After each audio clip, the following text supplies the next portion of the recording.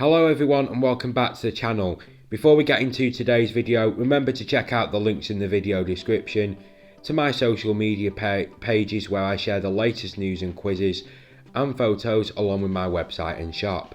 I hope to bring more vlogs to the channel this year than any other year combined, even though it has been a challenging year, so please stay tuned for summer on Theme Park Jack. The Future Of series has been very popular with you guys and I've enjoyed making them too, where we talk about realistic, good things that various theme parks could do to improve and what I'd do if I owned them. We've covered Blackpool Pleasure Beach, Lightwater Valley and Drayton Manor so far, and today we're going to be talking about the other Yorkshire theme park, Flamingo Land.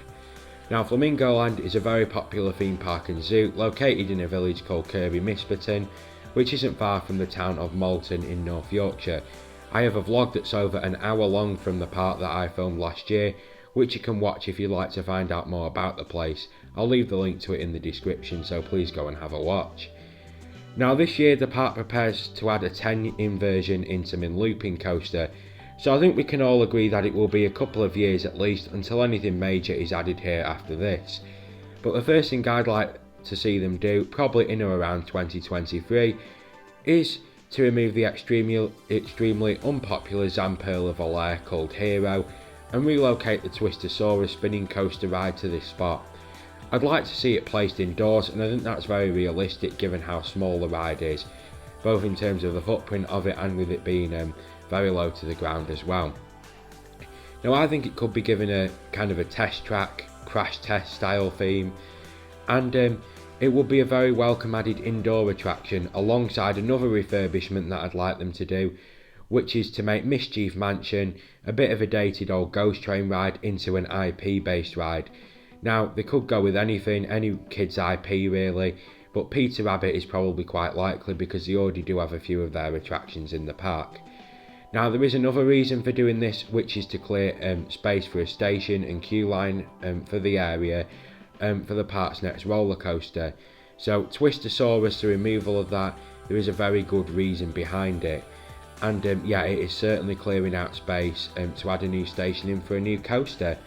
Now, I think that in terms of a new coaster, I think it should be for 2024, and I think it should be a new wooden coaster. I'd like for it to be in the style of ZDT's Switchback coaster, and it would become Europe's first wooden coaster to go backwards. A really cool record. Now, a ride like this is absolutely in the park's price range, and would be an exciting family thrill ride.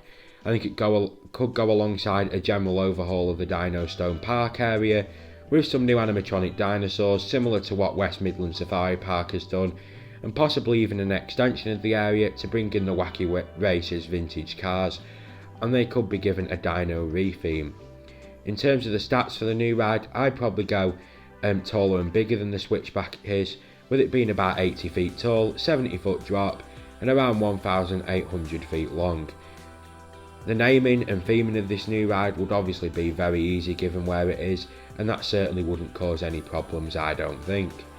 Now so far I've talked about removing Hero, putting Twistosaurus indoors, extending Dino Stone Park, re-theming Wacky Racers and re-theming Mischief Mansion, so we've covered a lot already.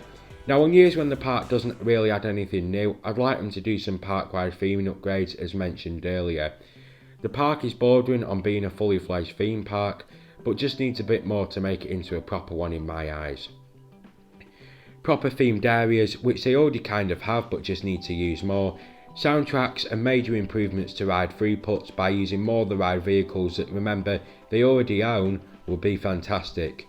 I think that an entrance overhaul into a pirate theme would look nice as well, and it would certainly fit with the Pirates of Zanzibar show, a very popular attraction at the park. Now if we were really pushing it and Flamingo Land all of a sudden became a coaster enthusiast paradise, I think another steel coaster around the area where Zoom currently is would be nice. Now the airport theme doesn't really fit with the park in my opinion, and Zoom never seems to have a queue at all or get much interest from anyone who's going to the park. So taking this out would be no big loss at all. They could sell it off to one of the Gulliver's parks, it would be a nice fit for them and could be a nice new addition to their parks, maybe a nice addition to the one that they've just added in South Yorkshire, their new Gulliver's Valley park. That could be something different to go there. Now, anyway, back to Flamingo Land, where I would like to see either a multi-launch coaster.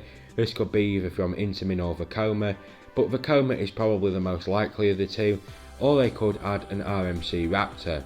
Whilst I'd love to see one of those come to the UK, I'm just not sure that Flamingo Land is now the right park, with them adding a multi-version in coaster in 2020. Now, the two would be very similar, and I think it would be too similar in my mind, so it just wouldn't work. Now, I'd like to see the new coaster take a similar route to that of Maverick at Cedar Point, hence why you're watching a POV of it now, with lots of airtime and crazy low to the ground intensity. Unlike others in this video, this ride will be a full out thrill coaster, going alongside Inversion and Kamali, the only two coasters that you could really say are exclusively for thrill seekers. So then, I hope you enjoyed today's video. Please follow me at Theme Park Jack on Facebook, Twitter and Instagram for the latest theme park news, quizzes, POVs and exclusive content such as Coaster Tycoon creations, and also information about when I'm at the parks.